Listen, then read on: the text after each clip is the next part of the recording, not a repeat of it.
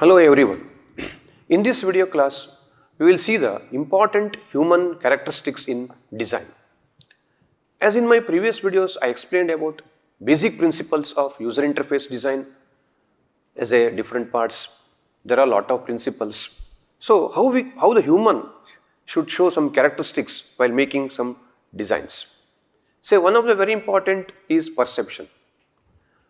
In that, proximity, similarity, matching patterns are some important aspects, because see, our eyes and our mind see the objects always as belong together if they are near each other in space, because the thinking styles, our perception goes in different way. So proximity says regarding eyes and mind what the objects can be seen, and perception also one of sometimes similarities there. Our eyes and mind see objects as belonging together if they share a common visual property, such as say color. Common visual properties are color, say size, shape, some brightness or orientation. These are the some different way of communicating. Human should have some characteristics as a perceptual matter. Human should have a perception matter with respect to matching patterns. What is this? We propose similarity to the same shape in different sizes sometimes. The users can, we means users. Users can communicate with the computer in user interface design. We propose some similarity to the same shape in different sizes. The letters of the alphabet, for example, possessing the same meaning regardless of physical size.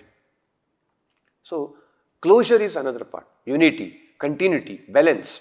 So what is this closure? Our perception is synthetic sometimes. It establishes meaningful wholes. If something does not quite close itself, say such as circle, say square, say triangle, word, we use it as a closed anyway. That is closure. Unity. Unity means objects that form closed shapes, perceiving or perceived as a group. Continuity is another part. Shortened lines may automatically extended. Balance. We desire stabilization or equilibrium in our viewing environment. Vertical, horizontal and right angles are the most visual satisfying and easier to look at. That means the human should have a perception with the computer system as a one of the human characteristic, because without making a proper perception we can't do anything. So top-down lighting biases are, we interrupt shaded or dark areas of an object as shadows caused by a light source from above. Objects with top-down lighting are seen as natural. Those with other light orientation are seen as unnatural. See, there is a big challenge.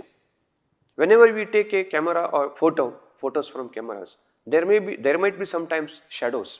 We have to remove that shadows. There may be some settings in the camera, or directly also while taking there should not be shadows, may not come. So that also possible. So human perception connected with this.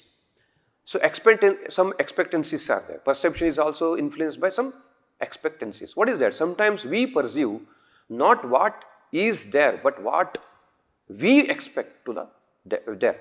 So missing a spelling mistakes in some proofreading, something we write is often an example of some perceptual expectancy error.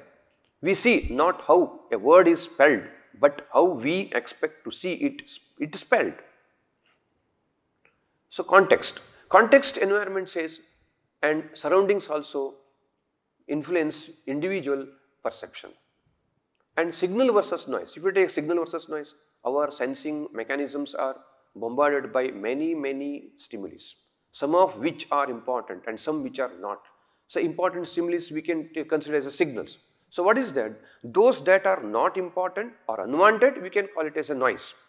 This is known as figure ground perception, because the users can have a characteristics to identify or to percept a particular thing, and finally we should come to judgment whether it is this one, whether it is that one, whether it is this one. Like that we should make a clear classification of that.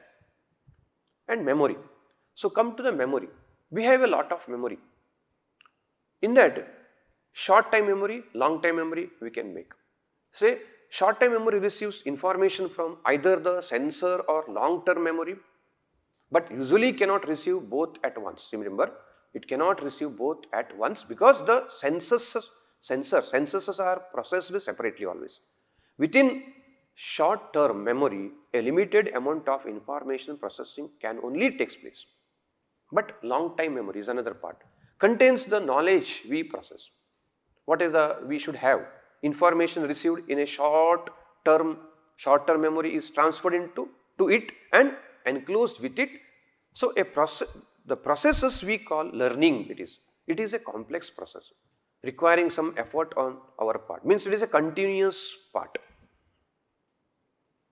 So visual acuity, the capacity of the eye to resolve details is called visual acuity. It results in an object becoming more distinct as we turn our eyes towards it, rapidly losing distinctness as we turn our eyes away. So that is, as the visual angle from the point of some fixation increases. Foveal, peripheral vision. Foveal vision what? It is used to focus directly on something. Peripheral vision senses anything in the area surrounding the location we are looking. So that is what called foveal. You can see the picture, the foveal vision is given. And foveal and peripheral vision maintain at the same time a cooperative and competitive relationship. Peripheral vision and it aids as some visual search, but can also be some distracting. So totally what we can understand, humans should have a proper characteristics in design. User interface design, in user interface design, it's very important to consider some key human characteristics like perception is important, memory, as I said, short time memory, long time memory, clear attention should be very important, learning ability and some motor skills. Always we know that good design matches how people see, think, and we should act by reducing memory load. We should always don't make overload, reduce the memory load, guiding attention, supporting learning and allowing easy physical interaction for a smooth and intuitive user experience. All these things comes under the very good human characteristics as a part of the user interface design. With this I conclude this topic. Thank you.